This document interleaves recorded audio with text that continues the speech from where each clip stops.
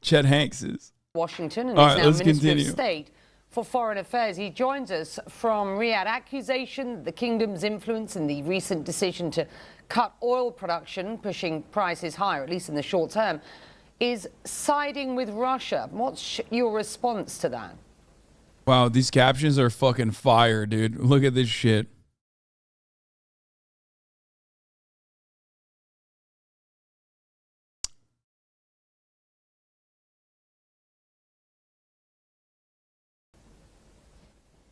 Saudi Arabia is not siding with Russia. Saudi Arabia is taking the side of trying to ensure the stability of the oil markets, which benefits consumers and producers alike. We have been doing this for decades. We try to make sure that we don't have erratic swings in prices so that we can have logic when it comes to investments, when it comes to lending, and when it comes to price.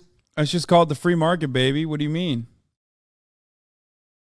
Why would the Saudi Arabian government give a shit when our own domestic oil extractors and producers quite literally will say, no, we're beholden to our to the profit margin. We are beholden to our shareholders and their interest only.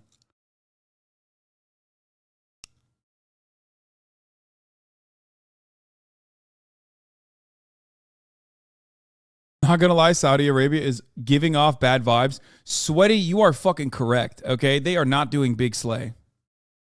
Okay, I gotta stop. I'm gonna get canceled again. They are giving bad vibes, though. It is true. I'm an empath.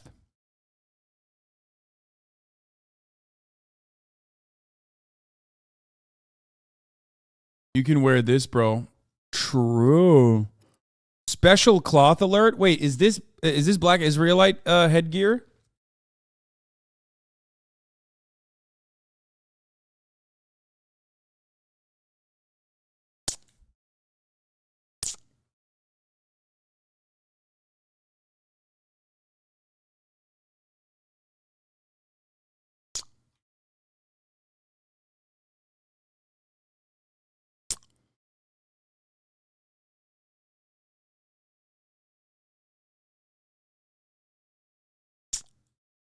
No, it's from an Etsy.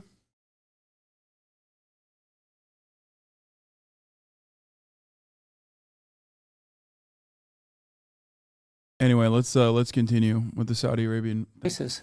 The Kingdom of Saudi Arabia believes in this strongly.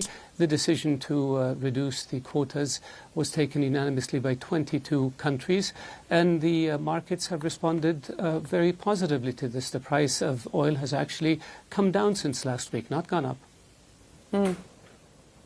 Yeah, and that is the irony, of course. Though Washington says the economic fundamentals didn't justify a cut of that size at this point. And so the only beneficiary in their eyes, they say, is Vladimir Putin. The irony, of course, as I say, is that prices haven't actually moved any higher. As OPEC's largest producer, the kingdom must have considered the fallout when making the decision, which was a decision against the better judgment, reportedly, of other members who pushed back on it.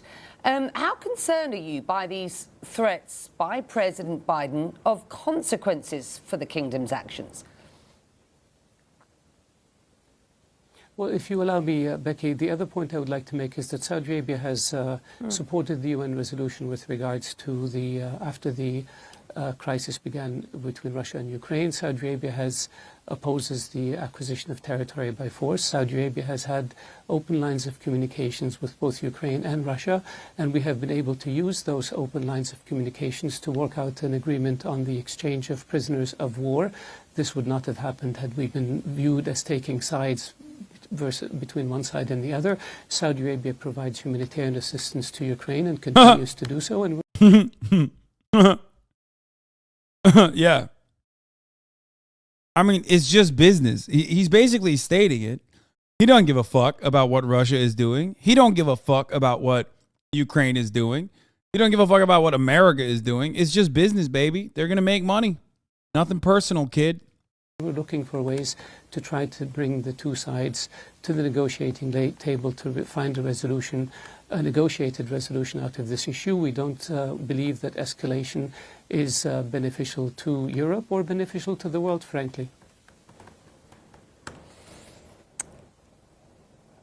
President Joe Biden has repeatedly said now that there will be consequences to Saudi for this deal without revealing the details. Now, we do know that many congressmen and women are threatening to freeze arms sales to the kingdom to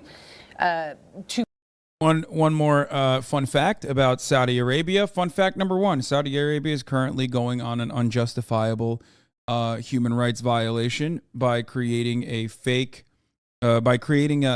man-made artificial famine in Yemen. Okay. This has displaced millions and also has caused millions of children to go hungry. Fun fact number two, they are able to do so with the United States weapons. Fun fact number two is that the United States is responsible for 70%. New Vogue cover. Fun fact number two, the United States is responsible for 70% of the weapons that Saudi Arabia currently is using across the board. They're not fun fact number three, these are not fun facts. They're not. To pull US troops from the kingdom, to limit OPEC's influence on the markets going forward. Does that worry you? What's the risk involved if these actions, these consequences, these alternatives are carried out? I can't speak to the motivations behind statements by officials.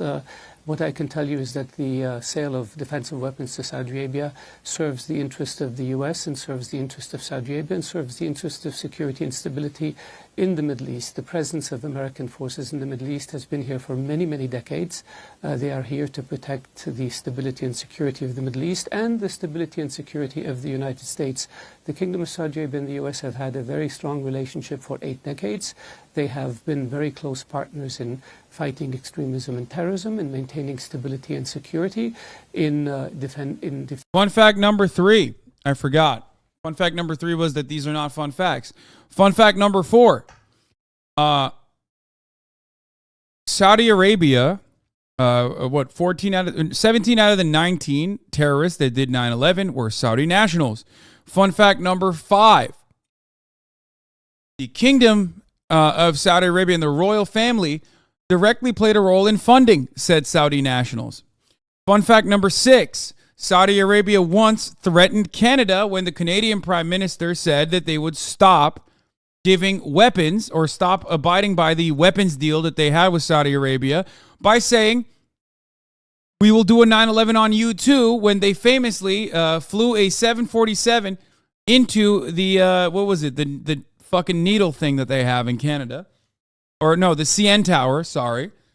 Here it is. Saudi Arabia appeared to threaten Canada with a 9/11 style attack in a feud over human rights, sticking one's nose where it doesn't belong. As the Arabic saying goes, he who interferes with what doesn't concern him finds what doesn't please him. Fun fact number 7. Remember those American weapons that I was talking to you about? How America funds and gives 70% of the weapons that Saudi Arabia uses?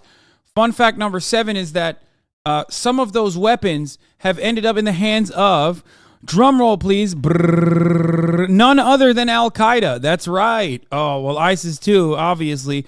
But none other than Al-Qaeda. The guys who quite literally did 9/11. That's right. These aren't fun facts at all, streamer. I mean,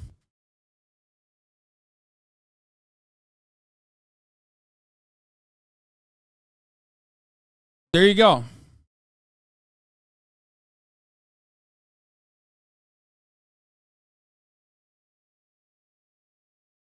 Bro, you seem to know way too much about 9/11. I know, suspicious.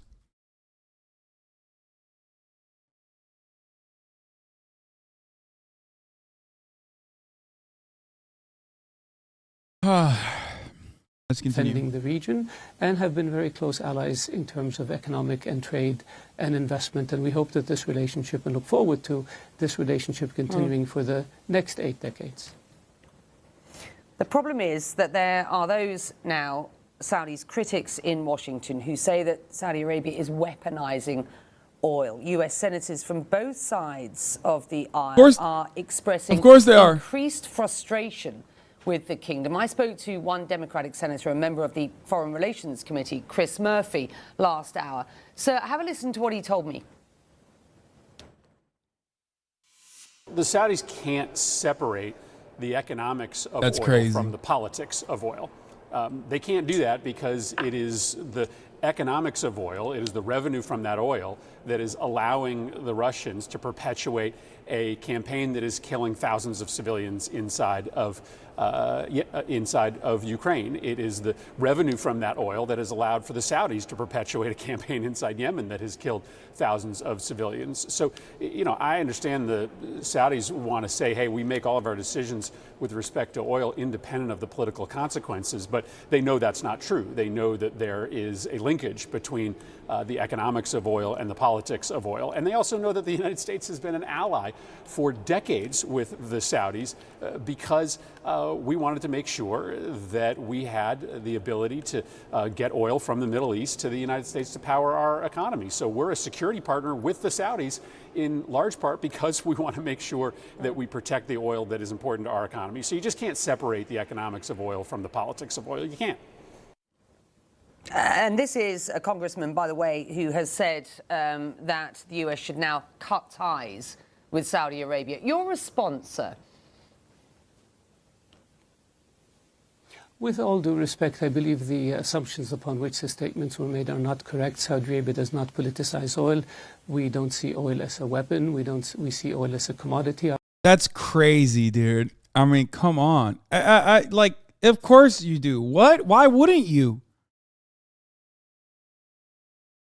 You got nothing else, motherfucker. This is all you got. What do you mean we don't see it as a weapon? I mean, yeah, we already know. Make your haters your biggest customers, right? Our objective is to bring stability to the oil markets, and our record is very clear on this. Not over the past few weeks, but over the... A bit insensitive of you, no? Dude, what is this? What? To what? The Kingdom of Saudi Arabia? What are you saying?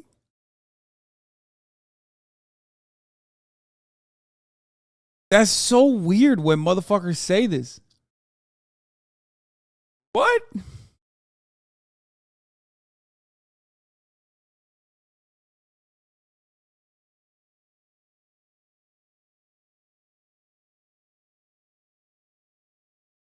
Why are you acting like using natural resources for geopolitical gain is unique? I never said that, man. I literally never said that.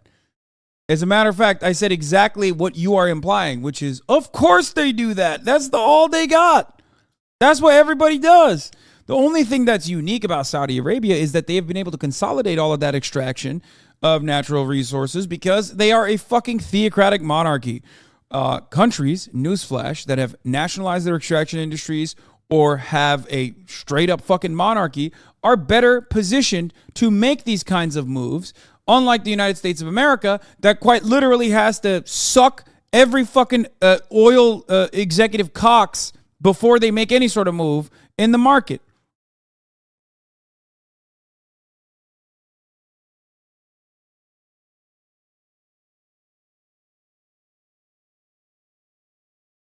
The past decades, we have always sought to ensure that there are adequate supplies. I don't know how you can put up with hundreds of people putting arguments in your mouth that you aren't making. Hats off to you. I mean, I'm fucking mentally ill, so of course.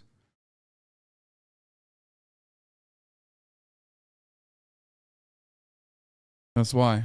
Supplies of crude oil to the markets. We have always worked to maintain stability and reduce the erratics in the price of oil so that both consumers and producers benefit. This has been our policy.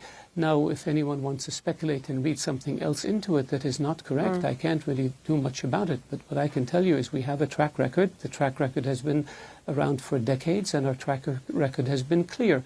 We have always worked assiduously to maintain stability in the oil markets, and we have always worked to ensure that there are adequate supplies in the oil markets. Drastic increase in the price of oil or drastic drops in the price of oil are very damaging to the global economy and damaging to consumers everywhere, whether it's in the United States or whether it's in Saudi Arabia.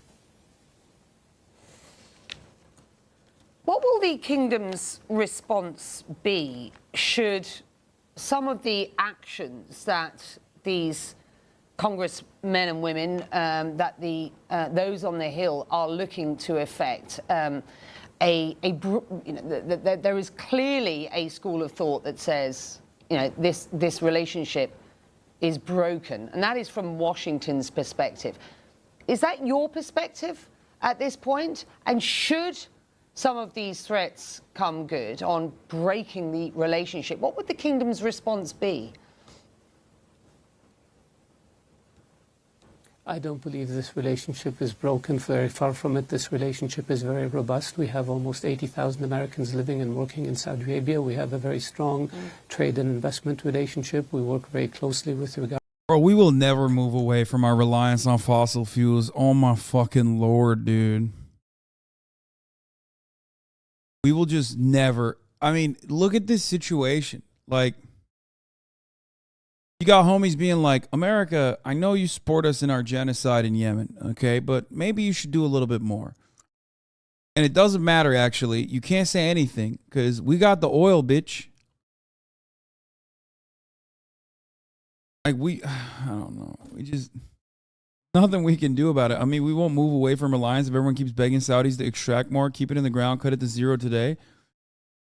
I mean, Fango, I know you're an EV evangelist, right? As am I. But God damn, brother, like, in the interim period, at least focus on shifting our over-reliance on fossil fuels by making domestic policies that move away from it. We're not even doing that.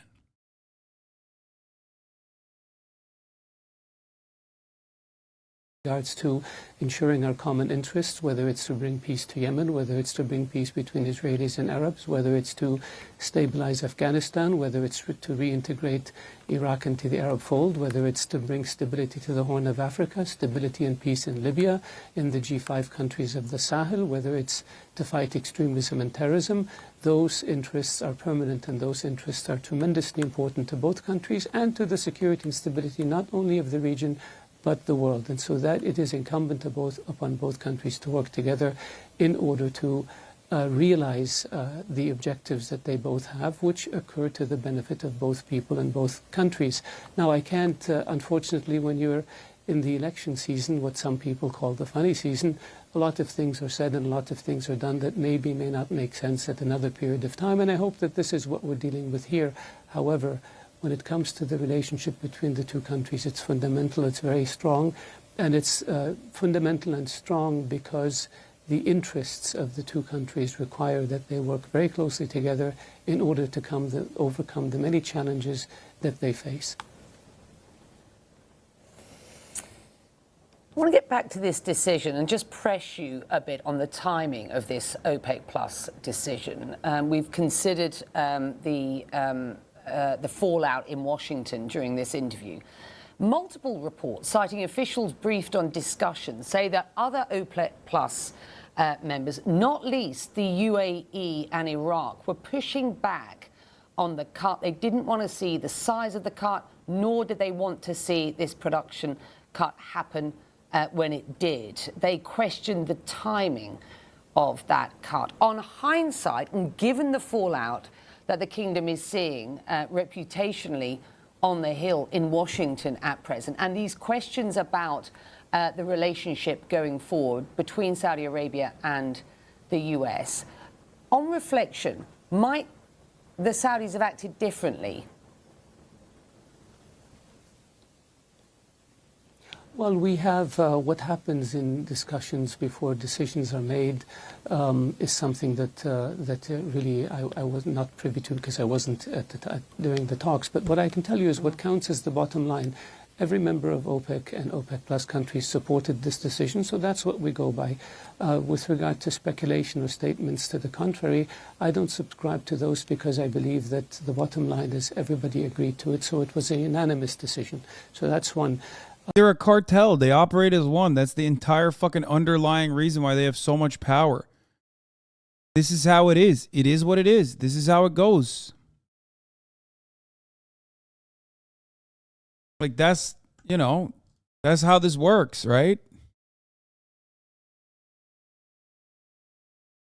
White House and NSC spokesman confirmed Saudi Arabia coerced OPEC Plus members to support oil production cut. So they lied about that too. But it doesn't matter because they control it. They have all the power.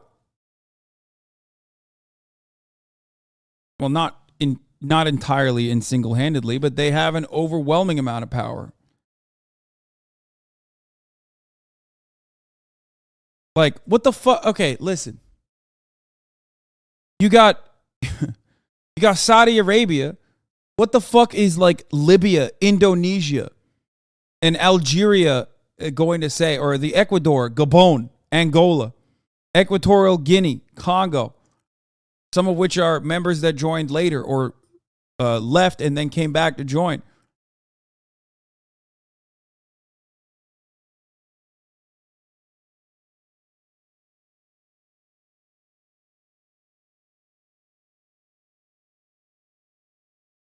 Kind of like what the West does, the UN votes. That's actually a really fucking good analogy. Yes.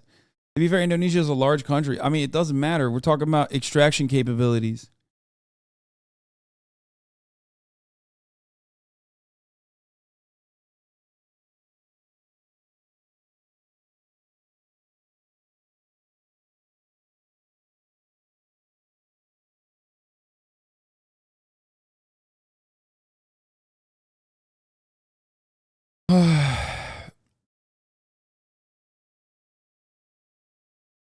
Best be putting some respect on Equatorial Guinea's name. I'm sorry, you're right.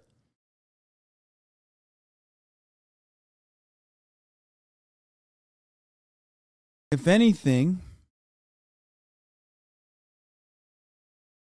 they should at the very least try to cut deals with some of the OPEC and OPEC adjacent members and allow them to participate in global trade. I mean, I doubt after starving out the Venezuelan population for as long as they have that the Venezuelan government would say no to delivering, additional barrels.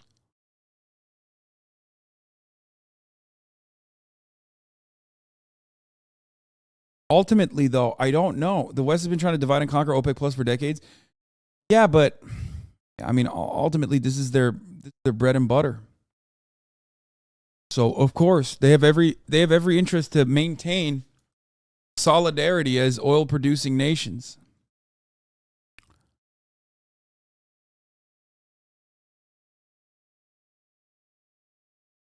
And with regards to looking forward, I think we're looking forward to more stable markets, and we're looking forward to markets that are adequately supplied, and we're looking forward to avoiding erratic behavior in the markets, and this is what Saudi Arabia has been doing.